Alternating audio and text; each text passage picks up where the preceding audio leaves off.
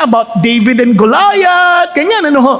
Eto na, player ho yung pamangkin ko ng mga sa 8-year-old category ng soccer football. At sabi niya, Mami, siya pa naman yung pinaka-star player nila for the kids, no? Kasi siya yung scorer eh. Mami, ang contest, sabi niya, Mami, I'm so afraid. Bakit? Sabi ko, once na sila na yung kalaban namin, yung team ng bully na kinakabahan ako. Why don't you pray? Why don't we bring that to God in prayer? And you know what happened next? Uwi siya, excited. Sabi niya, Mommy, God is real! God is real! Ganun pa naman ang action yun eh. Payat yun na mabilis. Mommy, God is real! Sobrang tuwan-tuwa. Sabi niya, why? He answered my prayer! What happened? Sabi niya, anong nangyari? Sabi niya, Mami, tatagalugin ko na ha, kasi mahirap na rin Englishin eh. Sabi niya, anong nangyari? Sabi niya, Mami, nilipat yung kalaban ko sa higher level, sa 12-year-old category. Sabi niya, God answered my prayer kaya hindi ko na siya makakalaban. Hindi na kami magtatagpo. Di po ba't amazing? Alam niyo po ba, what's wrong with us? Mas madali sa atin ang wisdom ng mundo na nakalimutan natin na mayroon tayong Diyos na pinaglilingkuran na mas mahigit ang kanyang kapangyarihan kaysa sa atin. Napansin niyo po yung kwento kanina ni Baron at Ikakay. Hiwalayan mo na yan. Huwag mo na yan intindihan. Ang daming lalaki dyan. Pero sa Panginoon Diyos, ano sabi ni Baron? Nakita ko yung katotohanan ng salita ng Diyos. Kahit na hindi pa sumusunod sa salita ng Diyos yung lalaki, magsabit ka upang mapanalunan mo ang iyong asawa sa pamamagitan ng iyong mabubuting gawa. Ang problema ho ng mga Christian ngayon, hindi ho nakikita yon. Kaya yung mga babae minsan ngawa ng ngawa. Kaya hindi makita yung gawa. Kaya sabihin mo, kung babae katabi mo at may asawa, huwag kang ngawa ng ngawa. Di ba? Panalunin mo sa iyong magandang gawa. Para hindi ka ngumawa ka na kay God. Kasi kaya ka napapangawa sa asawa kasi hindi ka ngumangawa sa Diyos eh. Hello? Kailangan sa Diyos tayo lumapit. Hingin natin sa Panginoon. Kaya nga ang ating talakayin ngayong hapon is wise up, man. Bakit? Choose God's wisdom. Pakisabi sa katabi mo, wise up. Choose God wisdom. Hindi ko sinabing magising ka. Wise up. Hindi wake up. No, wise up. Wise up. Choose God's wisdom. Sa lahat ng ating desisyon, sa lahat ng ating kilos, sa lahat ng ating direksyon, napaka-importante na meron pong dalawang wisdom na naglalaban. And ito nakakatuwa. We would rather obey God and choose His wisdom. Bakit? Because He knows and because He also holds the future. Yaman din naman gusto rin natin na magkaroon ng isang magandang kinabukasan. Maging maayos na kinabukasan para sa anak, para sa pamilya, para sa ating buhay. Piliin natin ang talino ng Diyos. Amen po? Bakit ko po nasabing importante rin ho yan? Kasi ang ating wisdom, yung godly wisdom natin, hindi kapareho yan ng wisdom ng Pinoy. Yung tinatawag nating wais. Yung wais sa atin, bata pa lang ako, naalala ko yan. Pag hindi ako nakapagbayad ng pamasahe sa jeep, pag uwi ko, hindi ako nakapagbayad kaya may pera pa ako. Wais ka talaga. Di ba? Kapag nakaisa at isa nakaloko ka at nakalamang ka ng kapwa, wais. Di ba? No, giro mo na isingitan ko yun sa pila. Wais.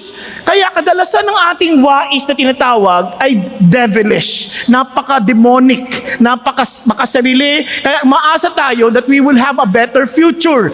Now, Christians, listen to this. We need to seek godly wisdom. Ano po bang ibig sabihin ng wisdom? Pag sinabi nating wisdom, ito po ay na-acquire nating knowledge of truth. Okay? Kasi po, nagsisimula yan sa kaalaman. No? Yung wisdom, nagsisimula yan sa pagkaalam. Nalaman mo. Okay? Ngayon, natutunan mo. Kanya lamang, hanggat hindi mo ina-apply yung alam mo, hindi pa yan wisdom. Nakukuha natin. Yan ay kaya yung nalaman mo at hindi mo pa naisagawa, hindi ka pa totoong marunong. Nagkakaintindihan tayo. Marami sa mga tao maalam. Kunyari ako po, nag-aral po ako ng matagal sa koleyo at nagmamasteral. Hindi ko mo nag-aral ako, agad-agad naaral ko ang English, ang rule of grammar. Hindi ibig sabihin na wise na ako when it comes to speaking English. Are you following? Kasi yung pag-apply na, dun na nagkakatalo-talo, napapaghalo-halo ko na yung paggamit ng preposition. Kaya minsan yung kausap ko na ililibing ko. Bakit ko sabi nalilibing? Kasi sabi niya, we better lie in the floor. O di patay, nilibing ko na. Nakuha nyo, dapat on lang. Kasi nga, hindi ko pa alam gamitin unless matutunan mo talaga. Unless matutunan mo, hindi ka pa wise when it comes to the use of the language. Are you following? Andyan pa kayo? Na, ganun din po sa larangan ng halimbawa, sa atin, alam natin to. Sino sa inyo nakakaalam na ang Bible ay salita ng Diyos? Sige nga po, pakitaas ang kamay. So yung mga hindi nagtaas ang kamay, hindi nyo sigurado siguro ano? Either hindi kayo sigurado kung yan ay salita ng Diyos o basa ang inyong kinikili. Siyempre, I just need to give you the benefit of the doubt. Again, kasi mainit din minsan eh. Diba? Naintindihan ko din yon. Now, ito ang isip ko sabihin. Marami sa atin, alam natin yan. It is the Word of God. Ngayon, kung ito ay Word of God, alam mo, ito yung ating magiging source of knowledge. Tama? Now, ilan sa atin nagbabasa ng Bible umaga ay talagang everyday na lang, everyday. Everyday. Talagang pinag-iisipan mo mabuti kung paano to i-apply sa buhay mo. Pakitas kamay. O, tingnan nyo, maraming nawala ang kamay. Ang nangyari. Ano nangyari? Now, we have knowledge, but we don't have wisdom. Ilan sa atin naniniwala that our future will be changed as we pray to God? Naniniwala kayo na talagang prayer will bring change to our nation. Ilan sa inyo pinagpe-pray araw-araw ang ating bansa? Tingnan nyo. Nauubos ang kamay. Yung iba nagdadaan-daan, nakakahiya magsinungaling. Nakakahiya talaga. Tinuloy pa din, di ba? Kaya nga kanina nakita ko, nung sinasabi, we join us in the prayer o'clock, you don't have to come here. Ano yan? Online yan. You can go to online. You can go online and join us in our prayer o'clock. Pero mas inyo, lunch time naman yun. Palagay ko, pwede ka naman mag-break. Pwede parahil, may break time ka naman to join us in the prayer. Pero pansinin nyo, most of us, we will not put that as one of our priorities. Andiyan pa kayo? Why? Because what we believe and what we practice, masyadong malaki yung disconnect. Nakuha? Kasi we expect that we would be an example and model to our country. Doon nyo maintindihan kung bakit malaki problema natin. If there's something that is really wrong about us, alam nyo kung ano? We don't choose God's wisdom. We want knowledge, pero wala yung wisdom. Kaya nga, godly wisdom is the God-given ability to evaluate. Yung bang matita mo talaga, mapag-isipan mo, maisip mo and make decision from God's perspective, which is truth. Kahit sa pagpili ng kurso, pansin niyo mga magulang, kailangan yung, kikita ka ng limpak na salapi. Minsan ganun ang ating guidance. Pero hindi yun nasabi ng Diyos. Hanapin mo ano ang kaloob mo. Hanapin mo anong mission ng Diyos. Hanapin mo what will help you to fulfill God's mission and follow that direction. Nakita ko na sa akin yun and I praise God that by His grace and mercy, bagamat ang advice sa akin tatay ko, yaman din lamang mahina ang ulo mo, mag-accounting ka na lang. Kasi mahina ang ulo ko eh. Huwag kang kumuha ng engineering dahil baka hindi mo kayanin yung math. Kaya nag-accounting ako, napilitan ako mag-accounting. At nahihirapan ng mga classmates ko, hindi ko maintindihan. Yabang. Pero nung nagtatrabaho na ako na accounting, asar ako sa trabaho, accounting. Hindi ko siya type. Ibig sabihin, ba't ganito paulit-ulit mag-o-audit ako? Hinahanap ko yung mali ng iba. Tapos sasabihin ko, ba't naman kasi mali-mali ang ginagawa ng mga loko na to? Yun ang tumatakbo sa isip ko. Hindi niyo sama na ugali ko, napansin niyo? Kasi nga, hindi ko nakikita, hindi ko kaloob eh. Hanggat hindi mo kaloob, mabuti lang mahal ako ng Diyos at ginaguide niya dahil nagpipray ako at sinihangad ko talaga yung kagustuhan niya hanggang sa kinausap niya ako, anak, maglingkod ka sa akin. Lord, hindi ako marunong magsalita. Hindi ako magaling magsalita. Bulol ako magsalita. Mali-mali ako magsalita. Yung kuya ko na nang, hindi ko hinahanap yung magaling magsalita. Ang kailangan ko, gwapo. Joke lang. Akala ko tulog ka eh. Bigla ka nasuka, no? Hindi ko hinahanap yun. Ang hinahanap ko yung aasa sa akin. And I just make use of you. And by the grace of God, sinunod ko po yun. I didn't even know that I can speak in front of many people. It's only by the grace of God. It's the wisdom of the Lord. It's not me. It is only by His grace. Now, the reason why I'm sharing this with you, para maintindihan natin, God has a perfect plan for each and every one of us.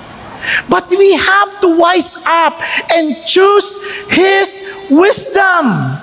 Nagkakaintindihan po, but we have to take Him seriously. Kaya nga when we evaluate, you choose God. Kaya hindi tayo namimili, ano yung kikitain ko dyan? Hindi, ano yung mag-glorify si God dyan? And for sure, if God is glorified, He will take care of us. Tingnan niyo po ninyo ang sabi ng Bible. If we walk righteously, sabi ng Bible, and babalikan ko po yan, sabi ng Bible, tingnan nyo ha, the Lord does not let the righteous go hungry, but He thwarts the cravings of the wicked. If we don't follow God's wisdom, lalo tayong gugutumin. Even in the midst of prosperity, parang lagi kang kulang. Because the Lord will always thwarts the craving of the wicked. But if we walk God's way, we walk according to God's wisdom, we will walk in righteousness. So anong kailangan nating gawin? Now, since wisdom starts with knowledge, dapat, sabi ng Lord, the fear of the Lord is the beginning of what? Knowledge. Pero ang fools, they despise wisdom, they despise instruction.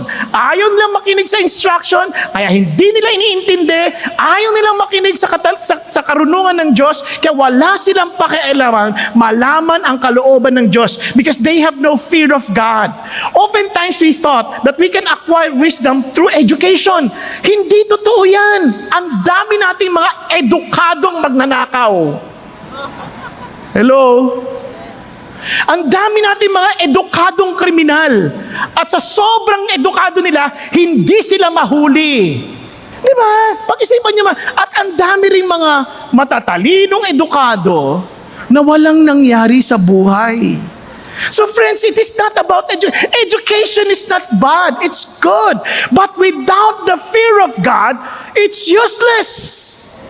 It's useless kasi ang unang-una, ang isip mo panlupa lang. And if that is the case, sigurado walang mangyari sa atin. Kaya nga there was an atheist who was trying to prove God, sa estudyante niya, na God does not exist.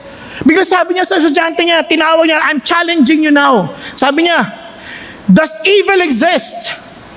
Sabi niya, tumayo yung Christian. Sabi niya, yes sir. Sabi niya, then, do you believe that God created everything? Yes, sir. So God created evil. So God Himself is evil. Yun ang sinabi ng professor. Masama rin ang Diyos mo. And sabi niya, sir, I'm sorry, but let me ask you some questions. Sir, does coldness exist? Sabi niya, yung lamig ba nag-e-exist? Sabi ni sir, yes, sir. Hindi po, sir. Ang coldness, pansinin nyo, ang sukat ng coldness is yung temperature, pag sinusukat, is based on heat. Tama ba? Kaya kunyari, 38 degrees Celsius. O kaya pagka malamig na negative 38. Nakuha ninyo? So the measure, yung mini-measure is the heat. So coldness is the absence of the heat. Are you following? O sabi niya, so hindi ho tama yung yung sagot nyo, sir. Sorry to sir. Tapos sabi niya, okay sir, does darkness exist? Of course, darkness exists. Again, sir, I'm sorry. That's wrong. Why? Hindi sinusukat ang darkness. Ano sinusukat? Yung lumens ng liwanag. Yung liwanag ang sinusukat. So darkness is the absence of light. Andiyan pa kayo? Yes. Oh, tapos sabi nga ganun, now sir, does evil exist? Yes, don't you see all the crimes happening around us? Then sir, you are wrong. Evil is because evil is the absence of God. Kaya nga may evil, inalis nyo si God sa picture. And most of the time, yan din ang problema natin sa buhay. We blame God for the evil in our lives, but in reality, we have neglected God's wisdom. Choose God's wisdom. Wise up. You want no evil in your life? Follow God. Kaya kahit in the midst of evil, if you fear God, you will experience the power and endurance of Job. Nagkakaintindihan po? Bakit? Kasi you have God. Kahit anong dilim ng pinagdadaanan, if you have the light of the world, lumiliwanag. Napansin niyo, kahit na nakapikit kayo, may liwanag na pumapasok sa inyo, hindi kayo makatulog. Kasi nga, napaka-importante, do not allow God to be absent in our lives. So we need to cry out to God. You want wisdom? If you want God, as in desire God. Kasi sabi nga noon, tingnan nyo, if you cry for discernment, lift your voice for understanding. Ganun ka ba kaseryoso? That you will wake up early in the morning just to seek God's wisdom? Ganun ka ba kaseryoso? That you will do everything and travel from the provinces, coming here in Pasig just to hear God's word? Because you are so serious to know the will of God, that despite the inconvenience, you will follow God and seek for God. Ganun ba tayo kaseryoso? Sa maraming tao, pag hindi na convenient, hindi na pupunta. And I praise God for you dahil hindi convenient to travel, maulan. And I know you desire the wisdom of God. Amen po? Kapag sabi sa katabi mo, good job. Diba? Sabihin mo sa katabi mo na magising na konti, good job. Diba? Kasi napaka-importante nun. We need to seek God. And look at this. If you seek her as silver. Now, I believe this. Tingnan nyo ha. Sabihin na natin tuwing a-attend kayo dito, tatanggap kayo ng 1,000 piso. Attend kayo? Ang liit. 1,000 lang. 1,000 dolyar. A-attend kayo? Kahit puyat kayo? Kahit marami kayong gagawin? Siyempre! Sabi yan. Kaya sabi ng Lord, mas matindi pa si God sa silver. Kaya sabi niya, if you seek her as silver, search for her as a hidden treasure, then you will discern the fear of the Lord. Doon nyo lang maintindihan. Naintindihan po na parang, wow, oo nga, no? Kasi sisiguraduhin ko, hindi kayo a-absent kung may $1,000.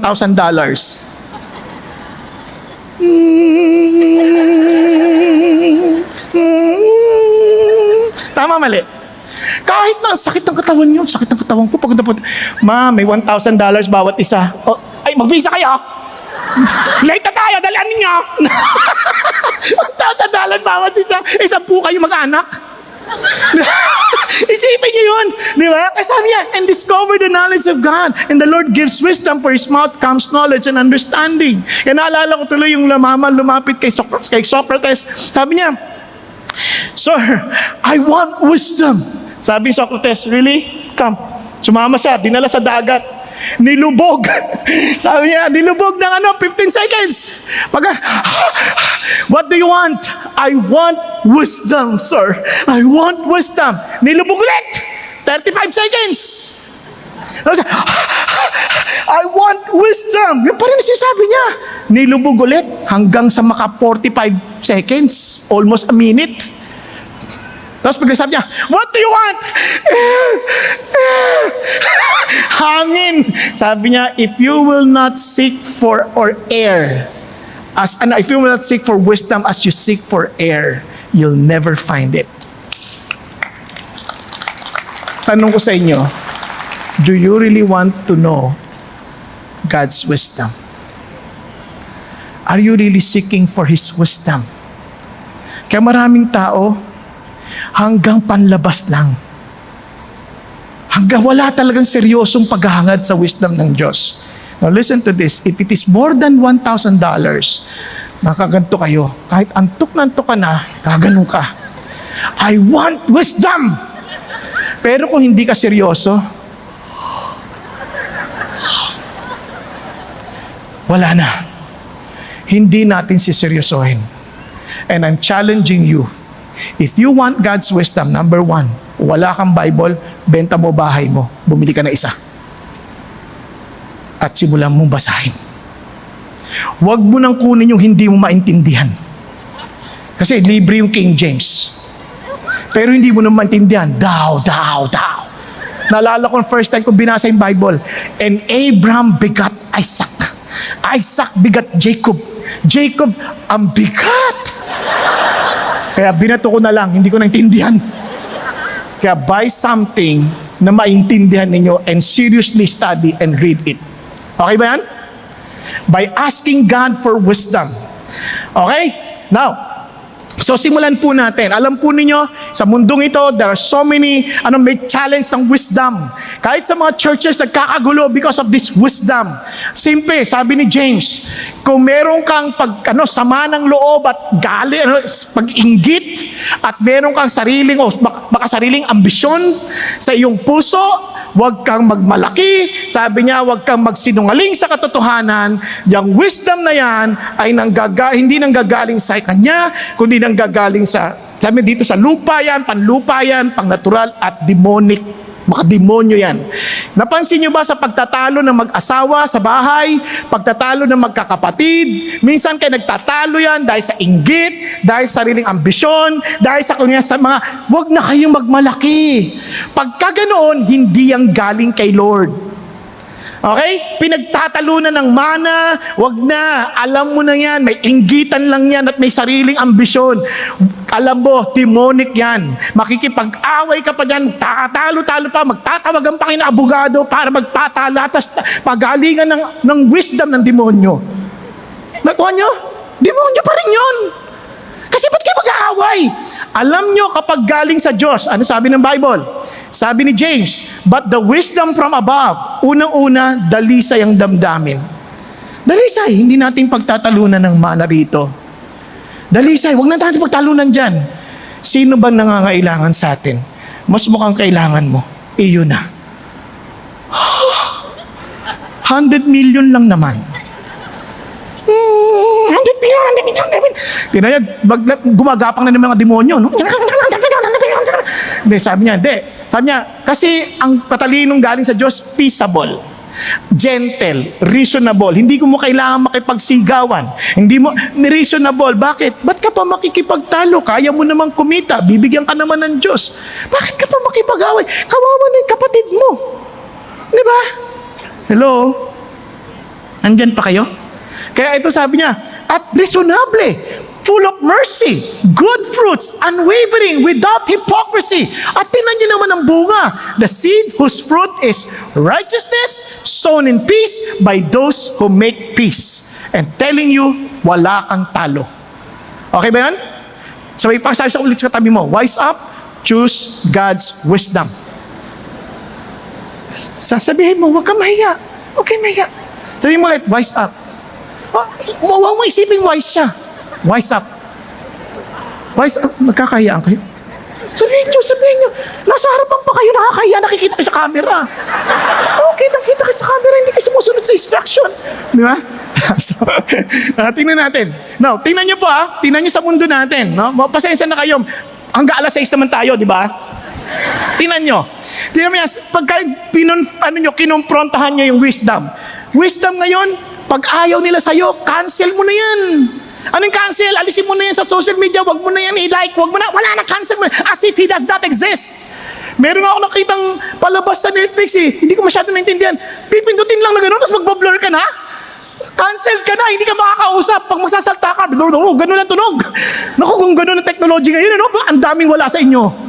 Di ba? Baka mamaya ako, ganun na lang din ako. Parang silhouette lang ako. Di ba? But sabi ng Lord, no, why will you cancel one another? Yung iba sa inyo, parang yung cancel is not necessarily sa social media, basta as if you don't exist. I will no longer reply in your text. I don't care about you. I have nothing to do with you. Cancelled ka na.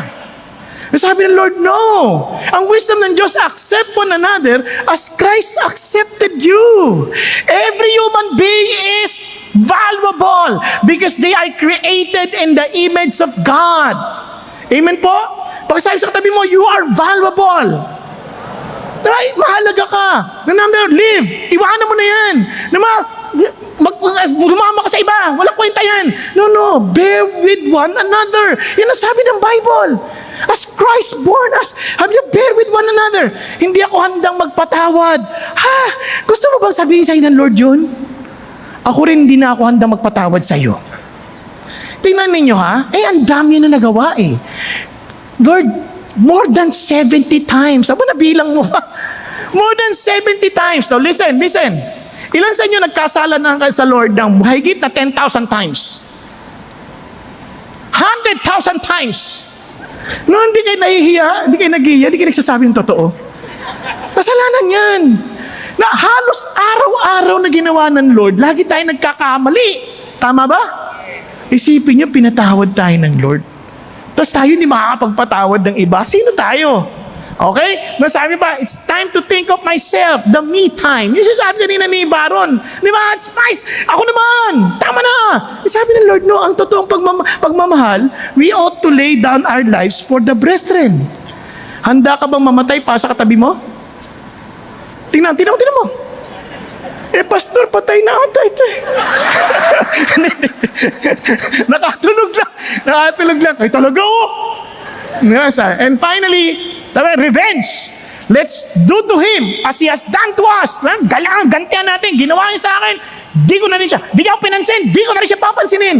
Nakawag. Sabi ng Lord, overcome evil with good. Amen? So yan po ang sinasabi ng Diyos. Now, so ulitin natin. Anong message for today? Wise up. Choose God's wisdom. So balik tayo ngayon sa Corinthians. So introduction lang yan. Sabi sa inyo, alas 6 tayo eh. Now, alam po ninyo, sa Corinthians, alala nyo, nag-aaway-aaway sila. At nag-aaway-aaway sila dahil unang-una, ang church ng Corinthians, sobrang gulo. Daming pinag-aawayan. Pinag-aawayan nila pati yung kanilang susundan. Personalidad. Pinag-aawayan nila pati yung pagkain. Pinag-aawayan nila pati tungkol sa moralidad. Pinag-aawayan nila, nagkokorte at nagdidimandahan pa sila sa korte. Ang dami lang problema. Pati kaloob. Nagkakompetensya sila. Pagalingan sila ng gift na natanggap sa Panginoon Diyos. Talagang pagalingan sila. Sabi niya, talaga ang gulo-gulo nila. But alam niyo po ba ang pinakadahilan? Because one, they're not willing to resolve conflict. At hindi sila willing, una-una, to practice divine perspective. Higit sa lahat, ano bang sinasabi ng Diyos sa ating sitwasyon? So that's why we have to meditate His words. Ano bang tiningin ng Diyos sa katabi mo? We need to see them as God sees them. Hindi yung kanilang ginagawa, kundi anong ginagawa ng Diyos para sa kanila at gagawin ng Diyos upang sila'y maging ganap. Ganun ang ating pananaw. Nasusundan po. At hindi lang yun, we always focus on Jesus. Kumbaga, lahat ng desisyon natin, ang tinatawag natin is DAF. Naalala nyo yung pinag-usapan last week. Ngayon, pagdating sa wisdom, ito tinutunan yung continuation ng 1 Corinthians chapter 1 from 18 to chapter 2 verse 16. Ito sabi ng Lord, it must be Christ-centered, it must be counterintuitive, and kung alam natin totoo yung gospel at yung wisdom ng Diyos, it has a changing power through the Holy Spirit.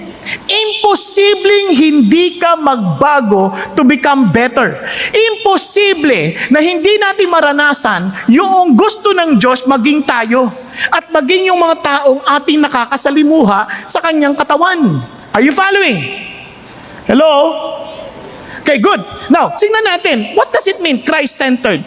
Tingnan niyo po ang sabi ni Paul.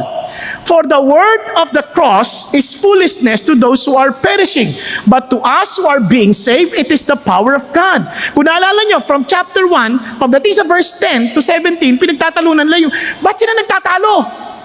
Ba't sila nagtatalo? Hindi kay Paul ako. Hindi kay kay Peter ako. Hindi kay Apollos ako. Hindi kay Jesus kami. Parang gano'n. So pinagtatalo. Hindi nagtatalo yung si Paul, si Peter, si Apollos. Hindi sila nagtatalo because they know they're all serving the Lord. Kaya sabi nga ni Paul, Paul, Apollos, I plant, Apollos water, but God causes the growth. So madalit salita, hindi sila nagtatalo. They are working together for a common good.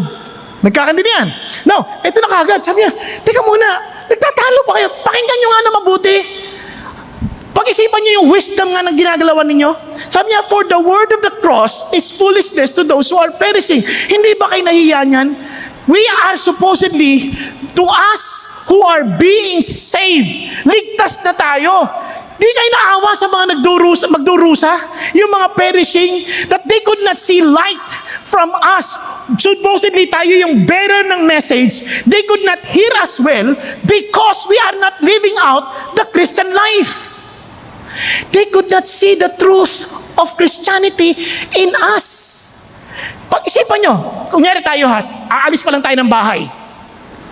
Alam nyo ba, minsan mga Christians, bago pumunta dito, nag-aaway-aaway muna. Paalis pa lang. Alam mo, tatataling nyo. Hindi kinaganda. Kaya parang kayo sa labas. Nakakainis kayo. Hindi nyo ko nintindi. Basta sagot ng babae. Kasi naman, sarado ko pa lahat ng ilaw. Ako lahat ng gagawa. Hindi nyo inintindi. Ang sabi, eto naman si ikaw si Junior. Matindi mo inaayos lahat. Kasi mo na, dali kayong lahat. Si ate, ano ginagawa mo? Ay, kasi naman po yung lipstick ko eh. Yung pilik mata ko, napunta sa kilay. So nagkakagulo. Sa sasakyan, hindi nag-iimikan. Pagkatapos, maglalakad, dauna na yung babae. Kasi yung lalaki naman, nagpa-park pa. Hindi siya nagsabay-sabay. Pagdating sa service, magkakatabi-tabi silang ganyan, biglang, oh, I love you, Lord. Yeah, magwa-worship. Diba? Katuloy yung mga bata, litong-lito rin. Sasabi, ang nyari? Ba't ganon? Nakuha ninyo? Kaya minsan hindi na maintindihan. Totoo ba to? Kaya nga the reality, tas makita nila kahit sa mga tao, among Christians, after the service, everybody was so happy, praising the Lord. Tapos nag-uunahan sa elevator. Nag-uunahan sa parking palabas. Nagigit-gitan pa. Tapos kaya, ano pa? Akala mo praise the Lord, yung pala, nag-aaway sa cafeteria. Pati sa tendisitas. Pati pagdating sa traffic. Yan pa lang sa labas. Nagigit-gitan. Tapos nagkabanggaan pa. Pak! Nung nagkabanggaan, hindi mo man nakikita. Sabi niya, praise the Lord ka! Pati yung praise the Lord parang naging mura na eh. Nakuha ninyo? Napansin niyo ba yun? Eh, wala pa yung Lunes nun. Paano pag may Lunes na? At Martes, Miyerkules, Huwebes, nagtatawanan tayo. Pero may mga kaluluwa na nakangailangan ng mensahe ng Diyos. And we are the one causing them not to hear. I pray that we will not take this lightly. Alam nyo, kaya sabi ng Lord, come on guys, you are saved. Were you saved because of your goodness? Ano sabi niya? Tingnan, balik tayo. For it is written, I will destroy the wisdom of the wise and the cleverness of the clever. I will set aside. Sabi niya, hindi niyo ba nakita to? Mula pa sa sulumang tipan, sinabi ko na sa inyo, I will do this. Kaya hindi to something na afterthought. This has been planned. And sabi niya ganoon, where it is the wise man? Where is the scribe? Where is the debater of this age? Has not God made foolish the wisdom of the world? Hindi niyo ba napansin? Even these people who have been studying the Word of God for quite some time, these people who have been waiting for the coming of the Messiah, they failed to see it. Hindi na nakita. Kung hindi nga nila nakita, nagbabasa na sa Bible, di lalo na tayong hindi nagbabasa. Yan ang sinasabi ni Paul. Sabi ni Paul, tingnan nyo. Sabi niya, for since in the wisdom of God, the world thought its wisdom did not come to know God. God was well pleased through the foolishness of the message preached to save those who believe. Hindi ba kayo nagpapasalamat na bagamat wala kayong kaalam-alam when it comes to the gospel, when it comes to the prophecies, when it comes to all the words of God in the Old Testament, God has saved you and you believe in Jesus? Hindi ba kayo nagpapasalamat nun as if you were saved because of your goodness, because of your wisdom? Ba't kayo nag-aaway-away? Was it because of your analysis of the Word of God? Was it because of the goodness of your preacher? Wala. Sabi niya, it's all by the grace of God. It's all because of the cross. Tingnan niyo mabuti. Sabi niya ganoon, tuloy tayo. For indeed Jews ask for signs and Greeks search for wisdom. They thought that they would know the gospel, that they would know how to get to heaven by understanding the signs. For the Jews, because they've been studying the scripture. While the Greeks, akala nila by studying, by loving philosophy, kaya nga tawag dyan Sophia, kasi Sophia means wisdom, Phileo means love, kaya love of wisdom, philosophy. Right? They were thinking that through philosophy, they would find salvation. Sabi niya, yun ang kanilang hinahanap. Eh sabi niya, but we preach Christ crucified. Look at them. They were all searching. The Jews were looking for a sign. They were searching. The Greeks were searching through wisdom. They're searching. But us, we proclaim, we preach because we were found, not because we were searching, but God sought for us. Nakuha niyo po ba yun? Siya naghanap sa atin. Hindi tayo naghanap sa Kanya. Kasi sobrang sabi ko, wow, sobrang bait ng Diyos. Sabi ko, kaya nga we preach Christ crucified. To the Jews a stumbling block. Bakit stumbling block? Ang word na stumbling dito, iskandalo. Iskandalo sa Hudyo yan. Can you imagine? We were expecting a Messiah who would be like David, a great warrior, who will deliver us from Rome. Yun ang hinahangat namin. Tapos makikita namin na crucify. Ano ba yan? Kalokohan yan. Hindi yan yung aming tagapagligtas. Malabo yan. Skandalo naman yan. Tapos yung iba naman, Gentiles obviously, of the Greeks, kalokohan yan. How can he be a Messiah? He could not even save himself. He suffered the worst punishment that a criminal could experience. Di ba? Sabi ko, ang labo niya, kalokohan yan. Pero sa atin, amazing. Bakit? But to those who are called, to us, both Jews and Greeks, walang pinagkaiba. Lahat ng hinirang ng Diyos. Ano sabi niya? Christ, the power of God and the wisdom of God. Sobrang siya ang tanging paraan for all of us to be saved. Pag-isipan niyo mabuti. Unang-una, thank God it's not because of our goodness. You know why? Bago tayo maligtas, kung inisip natin dahil sa kabutihan natin maliligtas tayo, kalokohan yan. Alam niyo bakit? Sample. Halimbawa si Renato. May utang ako ng 10 milyon dolyar. Tapos maggagawa ako ng kabutihan para hindi niya na ako singilin. Dadalan ko siya ng bibingka. Mabuti ba yon?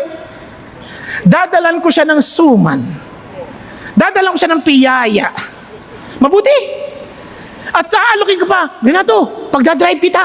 Mabuti. Para kalimutan niyang may utang ako sa kanyang 10 milyon. Hindi yun mabuti. Insulto yun. Bibigyan mo ako ng bibingka, ang utang mo 10 milyon. Hindi ka na ba nahiyaan yan? Ipagdadrive mo ako, alam mo kung nagbayad ka, makaka-hire ako ng driver. Nakuha ninyo? Andiyan pa kayo? Alam niyo ba kung anong utang natin sa Diyos? For the wages of sin is death. Eternal death ang utang natin sa Diyos. And do you think by telling God, Lord, magpapakabait ako, huwag niyo na akong dalhin sa impyerno. Sabi niya, anak, hindi kita dadalhin sa impyerno. Yung kasalanan mo, yung choices mo to live independently from me, yan na nagdadala sa'yo sa impyerno, hindi ako. Choice mo yan. But I'm giving you a chance. Hindi mo ko kayang bayaran. Kaya nga ako na nagbayad. Sarili kong anak. Tapos mag-aaway-away pa kayo. Nakukuha niyo yung kwento? Hello? Naintindihan niyo yung kwento? Tapos pag-aawayan nyo, ano ba? Nakalimutan nyo niyo ba kung ano talaga nangyayari sa atin? Kaya sabi, because the foolishness of God is wiser than man and the weakness of God is stronger than men. Ibig sabihin, hindi kayo aabot sa kakayanang isipin ng Diyos. Hello? Andiyan pa kayo? Hindi nila reconcile. Paano gagawin ng Diyos yun? He's a holy God and yet He loves us. Paano ipagre-reconcile yun? Dahil sa sobrang mahal tayo ni Lord at sobrang talino ni God at kanyang kabanalan, siya na lang nagbayad. Instead, dahil alam niyang hindi naman nating kaya. Kung alam niyo, iniisip-isip ko to, Lord, kung hindi lang matindi yung parusang naabuti namin, palagay ko you will not bother to leave heaven just to save us. Are you following? Andiyan pa kayo? Ibig sabihin, matindi yung aming pagdadaanan for eternity. Kaya, every time we think of that, remember this, wala tayong karapatang magmalaki laban sa ibang tao. Naku ha? Kaya nga, wow, this is mind-boggling. Yes, it is. Kaya nga foolishness to many. Kapag sinabi mo yung cross, makasalanan kasi tayo eh. Kaya kailangan mo aminin, makasalanan ka at tanggapin mo yung bayad ni Jesus. Ibig sabihin, wala na akong gagawin? Kalokohan yan. Hindi, wala ka naman tagapagagawa kasi. Nakuha niyo? Wala ka naman tagapagagawa eh. So, ibig sabihin, hindi na ako kailangan maging mabait? Hindi mo kailangan. Ang totoo niyan, magiging automatic yan, magbabait ka. Dahil bibigyan ka ng bagong buhay ni Jesus. Therefore, if anyone is in Christ, he is a new creation. The old has passed away. Behold, the new has come. Kumbaga, nagbago na yung iyong nature.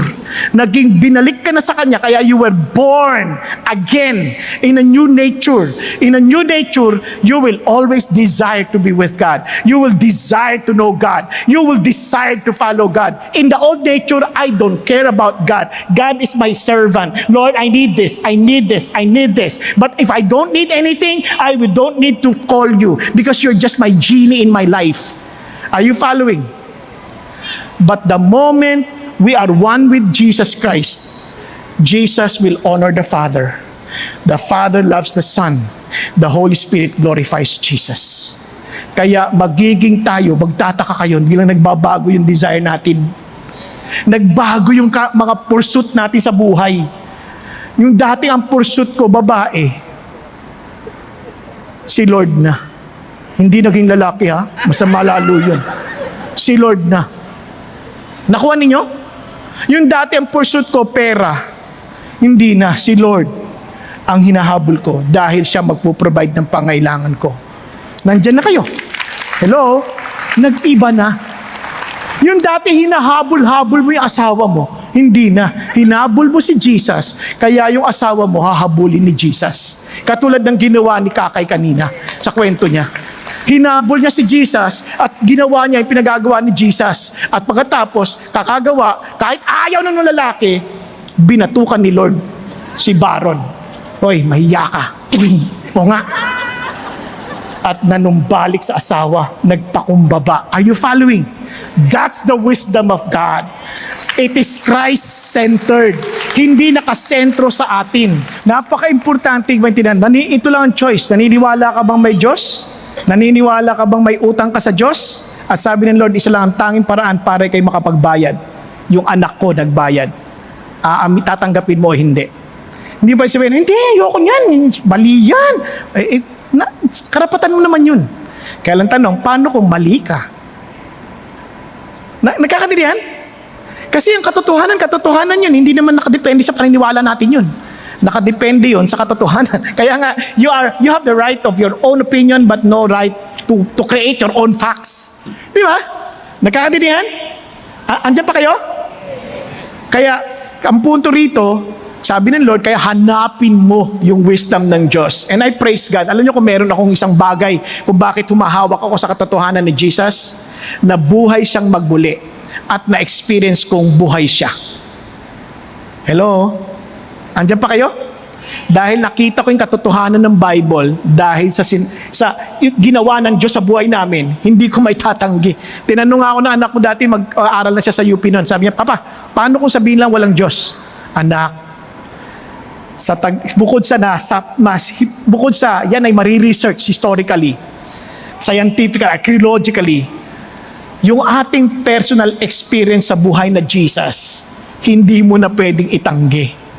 Kasi ang buong buhay natin mula na sumunod kay Jesus, nakasalalay sa Kanya. At ni minsan, hindi siya nagkulang sa atin. Amen po? Kaya minsan hindi natin makita kasi we do not trust His Word. Hindi nyo pa na-experience na pupunta kayo ng ibang bansa, naniniwala lang kasi sinabi ng Lord, pumunta ka doon at magministeryo ka. Hindi mo alam kung saan ka titira. Hindi nyo pa na-experience yun, Pagka talagang susunod ka, makinig ka, nandun ako sa Chicago, hindi ko alam saan ako titira dito? Nandun ako sa O'Hare Airport. Sabi ko, Lord, saan ako titira dito? Sabi ng Lord, relax ka lang, akong bahala sa'yo. Mamaya konti may tumatawag, international roaming. Sabi ko, Lord, mahal ito. Di ko kaya to. Parang, tumawag ulit, sinagot ko. Pagsagot ko, Pastor, tulungan mo ako. Yung anak ko may problema. Ay, ganun ba? Nasa Chicago po ako. Ay, tama. Nasa Chicago anak ko. Ha? Nasa Chicago? Halika. Saan ka titira? Wala pa nga ho. Di ba tatawagan ko para sunduin ka sa airport? Hello? Coincidence? Ang daming coincidence pa nagpe-pray. Kaya nagpe-pray na lang ako. Kasi buhay si Lord. Kaya nga yan ang isang bagay na sabihin mo na lahat ang gusto mo. Ayan ang salita ng Diyos at napatunayan niya pati sa akin yan dahil pinaniniwalaan ko. Kasi simple lang ako mag-isip. Sunod ka lang and you will see. Amen? Now, number 2. Huwag ka magalala. 4 points to. Counterintuitive. Talagang hindi normal. Hindi siya yung normal na naiisip ng tao. Bakit? Tingnan niyo naman.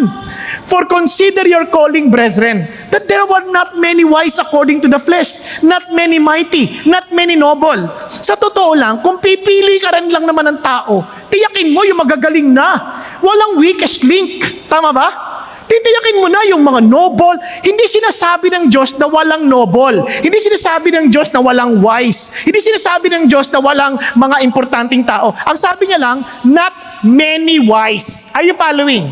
Not many mighty. Not many noble. So madalit salita, marami sa atin hindi qualified sa mata ng tao to be part of God's team. Kung baga, kukuha ka lang din ng team mo, bakit naman pipiliin mo pa si Bong Saking?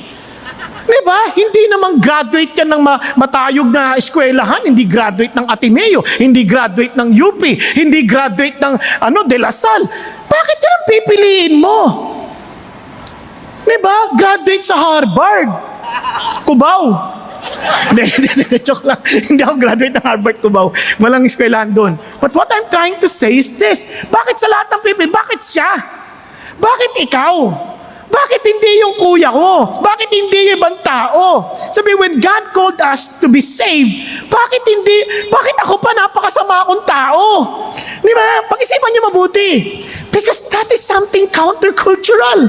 Hindi normal eh. Hindi normal. Kasabi na ng Lord, kaya sinasabi ko sa inyo, huwag kayo mag-away-away. Kasi pare-pareho lang tayo. Don't ever think na kaya ka mas magaling, kaya ka tinanggap ng Diyos, mas mabait ka, mas magaling ka. Hindi. Lahat yun, biyaya lang ng Diyos. Kaya tinan niyo yung karugtong yan. For consider, sabi niya, tinan niyo, but God has chosen what? The foolish things of the world to shame the wise. Kung inaakala mo husay mo, remember this, God chose the foolish things of this world. Kaya it only shows you're fool. Hello? Diba? Para ma-save ng mga wise. Kasi tingnan nyo, mga wise, sasabihin kay Baron, tsaka kay Kakay, iwan mo na yan. Be wise enough, come on. Eh sabi ng Lord, hindi. Pagsilbihan mo.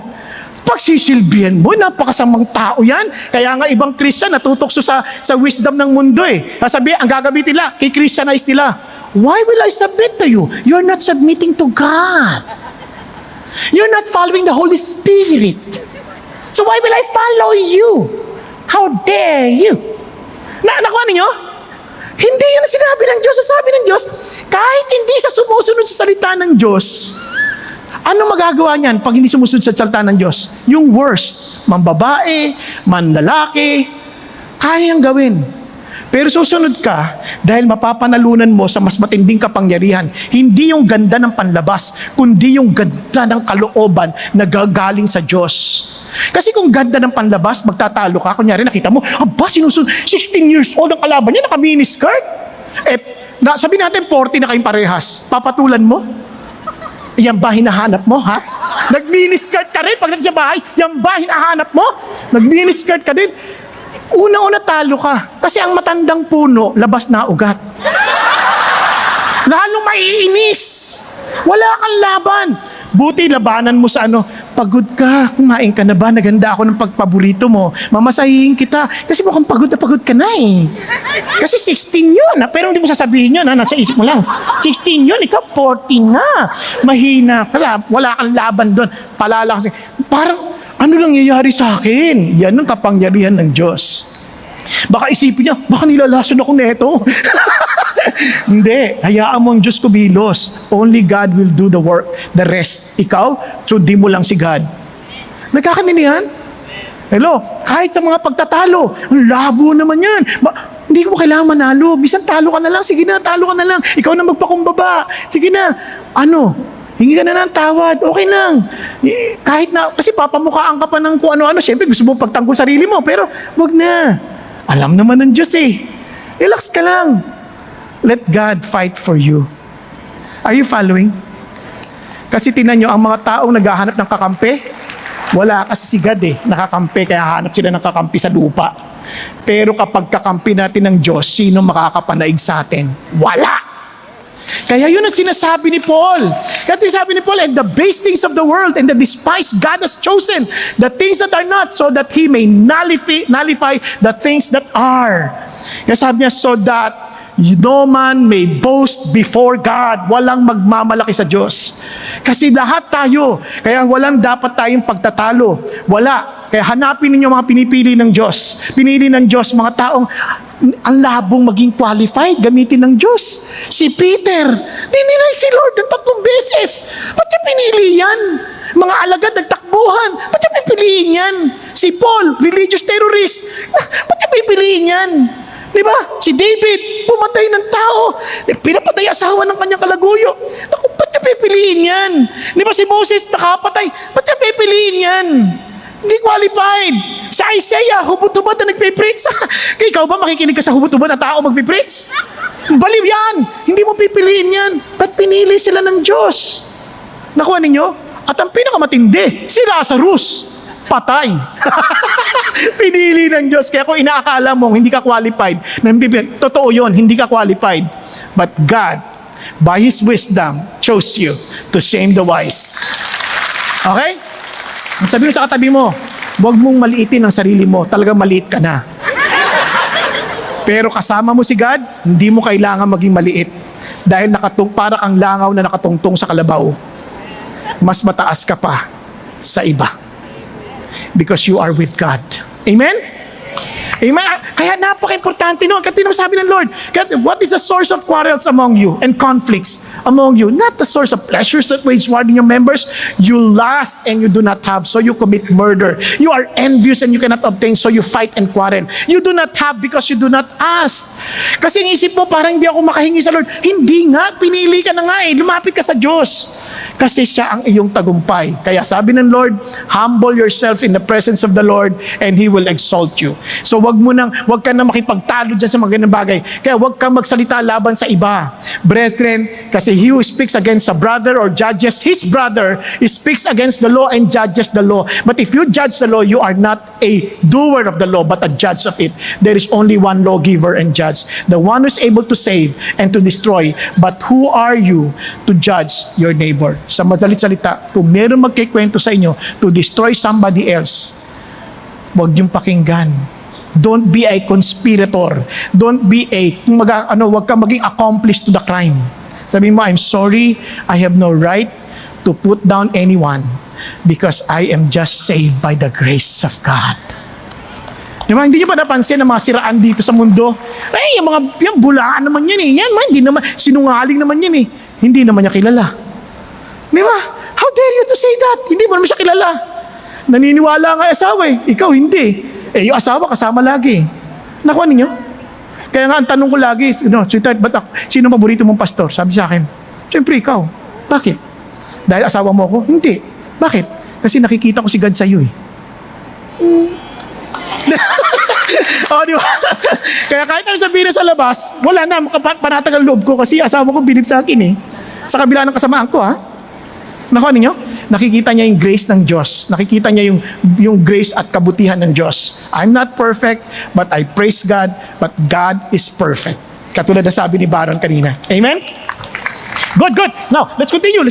Kasi sabi ng Bible, sabi niya, by His doing, you are Christ in Christ Jesus, who became to us wisdom from God, and righteousness, and sanctification, and redemption. Look at what God did to us. Righteousness. Ano sabi ng Lord? Ano ibig sabihin ng righteousness? Ito, ibig sabihin niyan, you are declared not guilty. You are right before God. Ganun ang ginawa ng Diyos sa atin. Sabi niya, hindi lang yun. Sanctification. You are set apart.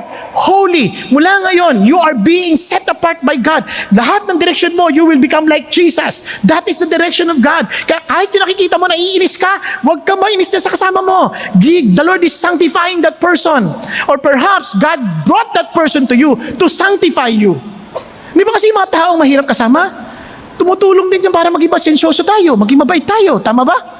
Doon natetest yung love. Doon natetest. At sabi ganoon, and redemption. Ibig sabihin, you are ransomed, you were set free because of the payment of Jesus, and that He will come back again to give you your total deliverance. This is your past, present, and future. So ganun din ang mga kasama natin. Kaya wag na tayo mag-away-away. Naiinis ka sa asawa mo? Hindi. God is not finished with you yet. Tatapusin ka rin ni Lord. Hindi wag yung galit ha. Yung sabihin tatapusin, you will become perfect. Diba? You will become like Jesus. Okay ba yan? Okay ba? Ganun din sa anak. Gagawin pa rin ng Lord yung plano niya sa anak mo. Relax ka lang. Okay? Now, finally, we are changed by the power of the Spirit. Changing power to the Holy Spirit. Tingnan nyo ulit. Let's go to 1 Corinthians 2. And when I came to you, brethren, I did not come to you with superiority of speech or wisdom, proclaiming to you the testimony of God. Now listen. Naging Christian ba kayo dahil magaling ako magsalita? Yan ang sasabi niya eh. Naging Christian ba kayo dahil sa sobrang galing ng mga argumento? Hindi. Sabi niya, hindi niyo nakita yon. Ang nakita niyo alin? Sabi niya rito, for I determined to know nothing among you except Jesus Christ and Him crucified.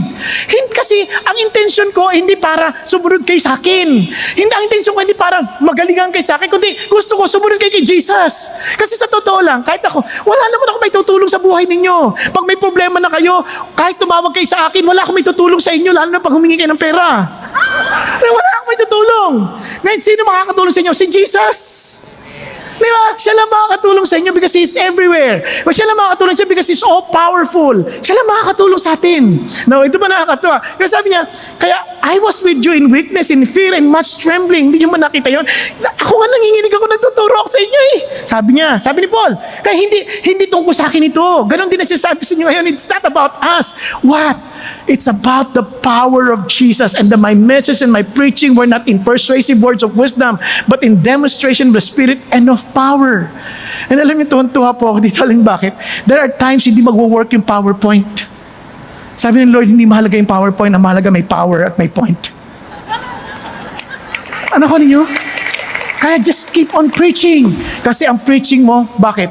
Kasi sabi niya verse 5, and so that your faith would not rest on the wisdom of men, but on the power of God.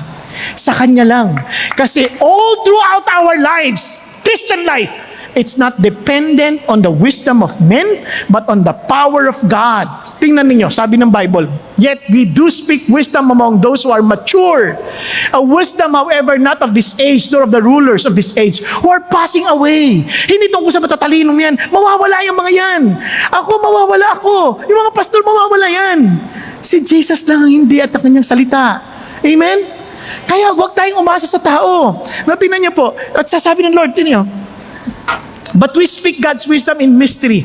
Hidden wisdom which God predestined before the ages to our glory. And sabi niya, the wisdom which none of the rulers of this age, you see, hindi nila naintindihan, has understood. For if they understood, they would not have crucified the Lord of glory. But one thing I want you to do, remember this. When God saved you and me, if you are mature, instead nag-aaway kayo sa mga nangyayari sa kasalukuyan, let your mind be heaven-bound. What do you mean heaven-bound? Kasi God has prepared something for us. It is something beyond whatever man could see and hear. Hindi pa pumasok sa puso ng tao, hindi niya pa na-imagine what God has prepared for those who love Him. Now listen, mahal mo si Jesus? Yung mahal mo si Jesus, anong pinipare ni Jesus sa'yo? Mag-isip ka ng pinakamagandang bahay na gusto mong tirahan. Walang sinabi sa pinipare ni Jesus. Hindi pa nalagay sa puso ng tao ang disenyo. Mag-isip ka na ng lugar na gusto mong puntahan, na sobrang ganda. Nakapunta ka sa ibang bansa, na gusto mong tingnan. Sabi niya, walang sinabi yan. Hindi pa na-design ng tao ang aking pinrepare para sa'yo. Nag-iisip ka ng mapapangasawa mo, na gusto ko ganito kaganda. Wala yan. Bruha yan sa pinrepare ng Diyos na handa para sa iyo. Hindi yung babae, kundi yung pinrepare ng Diyos na gantimpala o kaya naman ay, kumbaga, blessing na ipinrepare niya sa mga nagmamahal sa Kanya. Naintindihan? Kaya ito isang bagay na tatandaan natin. The best is yet to come. Hindi ito. Hindi yan. The best is yet to come. For to us, God revealed them through the Spirit, for the Spirit searches all things, even the depths of God. Gusto niyo maintindihan? Sabi niya, it is only through the Holy Spirit. Minsan hindi natin makita, wala akong kapangyarihan, lagi ako nahuhulog sa pornography, lagi nahuhulog sa ganitong kasalanan. Alam niyo kung bakit? Because you're trying to live the Christian life by your strengths. Sabi niya, allow the Holy Spirit to fill you, empower you, so that you would live out the Christian life. Hindi natin kaya on our own. Kaya every day of our lives, we ask God, Lord, fill me with your Holy Spirit. It's not easy to submit to one another. It's not easy to be filled with joy. It's only by the power of the Holy Spirit in us. At yan ay binigay ng Diyos sa atin. Regalo ng Diyos sa atin yan. For who among men knows the thoughts of man except the spirit of the man which is in him? Even so, the thoughts of God no one knows except the Spirit of God. Kaya minsan tataka ka, Lord, bakit yung prayer ko hindi nasasagot? Kasi yung prayer mo, wala sa Espiritu eh. Hindi mo alam ang puso ng Diyos. Kung alam mo lang ang puso ng Diyos, nako, hindi mo hahangarin ang anumang bagay dito sa lupa. Kasi ang ganda ng nasa puso ng Diyos. Panalo. Yung lagi niyang hangad, yung pinakamaganda para sa atin. Alam niyo ba, patawarin ako ng asawa ko, pero alam niyo ba, nung binata ako, ang gusto ko iba. Hindi siya. Pero siyang binigay ng Diyos. At totoo, tumpak na tumpak. Di ba? Para siyang vino sa buhay ko, habang tumatagal, lalong gumaganda. Oh, di ba? Ayos ba? Bawi na. Yun ang importante. Sabi niya kaya, now, we have received not the spirit of the world, remember, but the Spirit who is from God, so that we may know the things freely given to us by God. Binigay sa atin ng Diyos yun. Hindi spirito ng mundo to, which things we also speak, not in words taught by human wisdom, but in those taught by the Spirit, combining spiritual thoughts with spiritual words. Look at the words, but a natural man does not accept the things of the Spirit of God, for they are foolishness to him. Kaya minsan hindi natin ma-appreciate yung Word of God, hindi natin ma-appreciate magbasa ng Bible, hindi natin ma-appreciate yung promises ng Diyos, kasi walang Spirito ng Diyos eh. Kaya hindi mo alam pa paano mag-a-apply sa'yo. But when you allow the Holy Spirit to live in you and empower you, biglang, wow, ang ganda nito. Kanina lang quiet time ko about Aaron, tuwang-tuwa ako. Sabi ko, God, thank you and protect me to be like Aaron, not to protect me from the temptation that Aaron had. Na pwede palang, pati leader, pwedeng itulak ng tao mag-worship sa idols. Lord, maawa ka sa akin, wag mo hayaang mangyari sa akin yan. Nakuha ninyo, God is protecting me by telling me, lead me not into temptation, but deliver me from evil. And sabi ng Lord, but he who is spiritual appraises all things, yet he himself is appraised by no one. And finally, for who has known the mind of the Lord, that he will instruct him. But look at the words. We have the mind of Christ. The Christ full of wisdom. So in every decision we make, Lord, are you glorified in this? That's the wisdom of Christ. Hindi yung, Lord, kikita ba ako dito? Di. May stress ka dyan. Kaya pa nag-apply ka trabaho, yung ganda, laki ng sweldo. Pero napaka-stressful. Kasi wala ni mind ni Christ. But be there with the mind of Christ and you will see the real wealth that only God gives. Amen? Now, let me end with this story. There was a woman walking, no? Naglalakad siyang ganyan, and a guy was asking for help. Sabi niya, please help me. Sabi niya, okay, kumuha siya ng pera. Binigay niya. Tapos nakita ng mama, may precious stone, such a very rare precious stone, too expensive to value. Tapos sabi niya ganun, sabi niya, pwede akin na lang yan? Oh, sure. Binigay na walang pag-iisip. Binigay. Tapos tuwan-tuwa yung mama. Sabi niya, wow! Tapos sa isip niya, teka muna, paano niya maibibigay isang bagay na napaka-valuable kung merong mas mahigit, kung wala siya na mas mahigit pa dito? Kailangan makuha ko yun. Nakasupangan ng tao, no? Pumunta siya sa babae. Sabi niya, Miss, sinasauli ko na to sa'yo. Bakit? Mas gusto ko yung nasa sayo. Na hindi kaya handa mo ibigay ang mahal na jewel stone na ito. Dahil alam ko meron pang mas mahal dyan. Kaya handa mong bitawan ng isang bagay na tulad nito. At sabi niya, kung meron man akong bagay, kung bakit handa ko ibigay ang lahat ng bagay, Christ is enough for me. And the reason why we cannot give up whatever worldly wealth that we have in this world and worldly ways, because Jesus has never been enough with us. And ito, He was never enough to us. And ito pinakamalungkot. Because you did not allow the Holy Spirit to be upon us, who will glorify Jesus. Nagkakaintindihan? Kaya hindi tayo masaya minsan sa Christian life. Kaya minsan, yung ating kawalan ng peace sa Diyos, nagdudulot ng away sa labas. Kaya kung ayos tayo sa Diyos, hindi tayo magkakancel ng tao. Hindi tayo mangiiwan. Hindi tayo parang magbabaliwala ng kapwa. Because we value people, because God valued us. Because Christ is enough for us. Amen? Tayo pong lahat ay yumuko at pumikit. Mga kapatid, be honest to the Lord. Hindi natin kailangan magkunwari sa Diyos. You alone know your condition. You alone know your real position in life. Friends, if Jesus Christ has never been enough for you, nothing else will satisfy you. And I challenge you now, if talaga be honest to God, Lord, by your grace and by the power of your Holy Spirit, let Jesus Christ be enough for me. Kung yan ang desire ng puso mo, itaas mo kamay mo sa Diyos at sabi mo, Lord, let Christ be enough for me. Hindi ko kayang pilitin ang sarili ko para gawin yan. Hindi ko kailangang pilitin ang sarili ko, trying my best to be religious. But Lord, in humility, I come to you. Fill me with your Holy Spirit that Christ would be enough for me.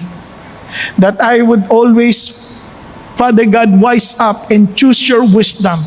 The wisdom that is Christ-centered. The wisdom, Father God, that is counterintuitive. The wisdom, O Lord, that will bring change because of the power of the Holy Spirit who will glorify Jesus. Kapatid, let's keep your hand raised and I'll pray for you. Thank you, Jesus. Thank you, Lord. Father God, I thank you that you see all these hands raised. Lord, there are so many competing things, oh God, in this world that somehow replaces Jesus. But Lord, you know our hearts. Lord, with humility, oh God, we come to you. Let Christ be enough for us. Let Christ be enough for me.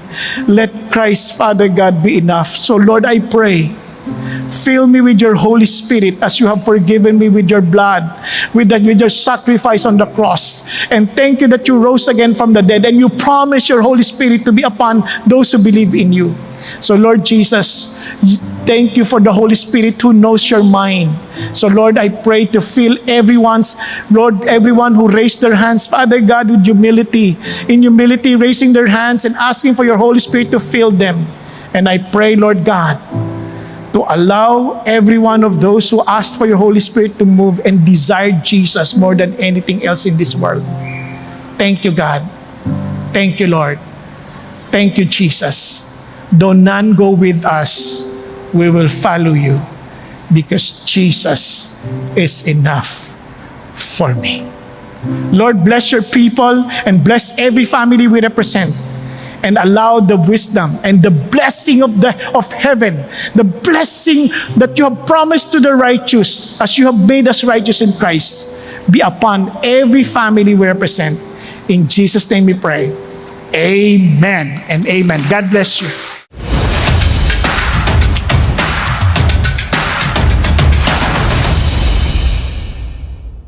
Welcome to Sunday Fast Track, where you ask real-life questions and we give you biblical truths. Hello CCFM, ako po si Jeriel Orgasan from Elevate Exalt at kasama ko po ngayon si Pastor Bong Saking upang sagutin ang ilan sa ating mga katanungan. Ready na po ba kayo, Pastor Bong? Okay naman.